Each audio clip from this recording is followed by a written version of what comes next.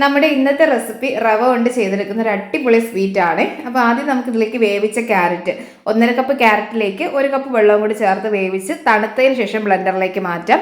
ഇനി ഒരു 3 ഏലക്കയും കൂടി ചേർത്ത് നല്ലപോലെ ബ്ലെൻഡ് ചെയ്തിട്ട് ഒരു പാനിലേക്ക് മാറ്റിയിട്ടുണ്ട്.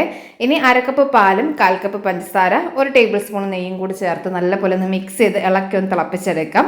ഇനി നല്ലപോലെ ഒന്ന് തിളച്ചതിന് ശേഷം നമ്മൾ ഇതിലേക്ക് റവയാണ് ചേർത്ത് കൊടുക്കുന്നത്. 1 കപ്പ് അളവിൽ ചേർത്ത് കൊടുത്തിട്ടുണ്ട്. അപ്പോൾ ഇനി നമുക്ക് ആ ഒരു റവയും കൂടി ചേർത്ത് ശേഷം നല്ലപോലെ മിക്സ് ചെയ്തിട്ട് ഷേപ്പ് ഒന്ന് ഹോൾഡ് ചെയ്യാൻ പറ്റുന്ന രീതിയിലേക്ക് ഇതുപോലെ ഒന്ന് തിക്കാക്കി എടുത്തിട്ടുണ്ട്. ഇനി നമുക്കിത് ചൂടോടി തന്നെ ചെറിയ ബോൾസ് ആക്കി ഒന്ന് ഷേപ്പ് ചെയ്തെടുക്കാം. എന്നിട്ട് സ്റ്റീം ചെയ്തെടുക്കുന്നുണ്ട്. 5 മിനിറ്റ് ഹൈ ഫ്ലെയിമിൽ ഒന്ന് സ്റ്റീം ചെയ്തെടുത്താൽ മതി. ഇനി ഒരു പാനിലേക്ക് 2 കപ്പ് പാല്, 2 tablespoon custard powder, 1/4 cup condensed മിൽക്കും കൂടി ചേർത്ത് നല്ലപോലെ ഒന്ന് തിളപ്പിച്ചെടുക്കാം കേട്ടോ. ഒന്ന് ഇതുപോലെ ചെറുതായിട്ട് തിക്കായി വരുന്ന സമയത്ത് നമ്മൾ ചെയ്തെടുത്തിട്ടുള്ള ഒരു ബോൾസും കൂടി ചേർത്ത് കൊടുക്കുന്നുണ്ട്. പിന്നെ കുറച്ച് നട്ട്സൊക്കെ കൊടുക്കാം കേട്ടോ, നല്ല ടേസ്റ്റി ആയിട്ട്. എന്നിട്ട് സെർവ് ചെയ്താൽ മതി. തണുപ്പിച്ചായിരുന്നാലും ചുരുടിയായാലും നമുക്ക് കഴിക്കാം കേട്ടോ. അടിപൊളി ടേസ്റ്റാണ്. ട്രൈ ചെയ്ത് നോക്കണേ.